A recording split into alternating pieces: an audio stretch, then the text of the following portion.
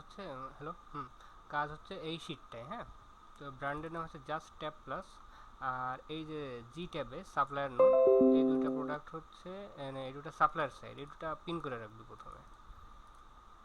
Pin করার পর ধরো আমরা প্রথম লিঙ্কে কাজ মানে প্রথমে যে এমপিএন এটা কপি করব, কপি করে হিট অ্যান্ড পাম্পে আগে সার্চ দেবো, হিট অ্যান্ড পাম্প। আচ্ছা, এটা যদি না পাওয়া যায় তাহলে জাস্ট ট্যাব প্লাসে, তো এক কাজ কর, জাস্ট ট্যাব প্লাসে প্রথমে সারাতে, সার্চের পরে যে প্রোডাক্ট আসলো, এই যে এই রোতে এইটা ব্রাস্টেড ব্রাশ, এই যে প্রাইস, এটা ডাউনলোড করব, ডাউনলোডে ক্লিক করব, কন্ট্রোল এস দিয়ে সেভ দেবো। এটা হচ্ছে data sheet.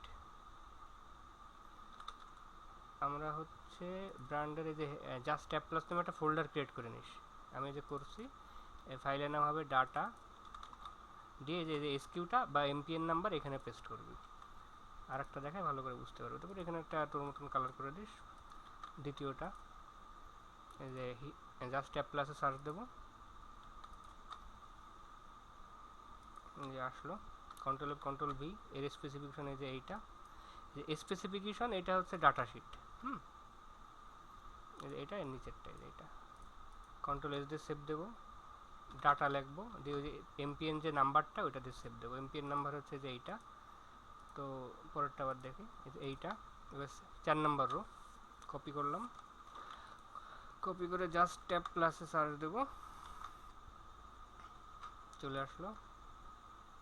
Control F control V, এই যে লাস্টেরটা কন্ট্রোল এস, এর নাম হবে ডাটা, এটা দিয়ে সেভ দিয়ে এখন কালার করলাম।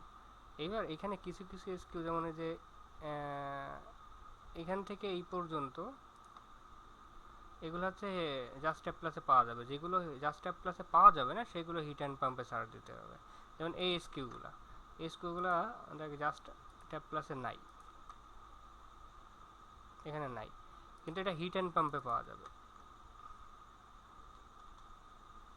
এই যে জেটিপি, কন্ট্রোল এফ কন্ট্রোল ভি দিয়ে শিওর হয়ে নেব, এই যে এই জায়গাটায় ম্যাচ করবে ম্যানুফ্যাকচার পার্ট নাম্বার, এই যে এটা, এর এই যে ডাটা শিট কন্ট্রোল এস দিয়ে ডাটা, ওই যে এমপিএন যে নাম্বারটা ওইটা এখানে পেস্ট করলাম। এখন দেখা যাচ্ছে যে কোনোটা যদি না পাস, ধর এই যে কোনো একটা পালাম না, দেখি এটা পাওয়া যায় কিনা হিট অ্যান্ড পাম্পের সাথে। এটা আছে মনে হয়,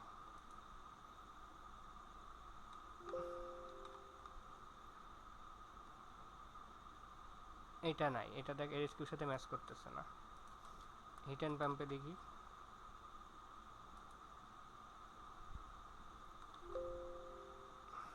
এটাতেও নাই। তাহলে সেক্ষেত্রে যদি কোনোটা না পাস, এটা হচ্ছে রেড কালার করে রাখতে হবে।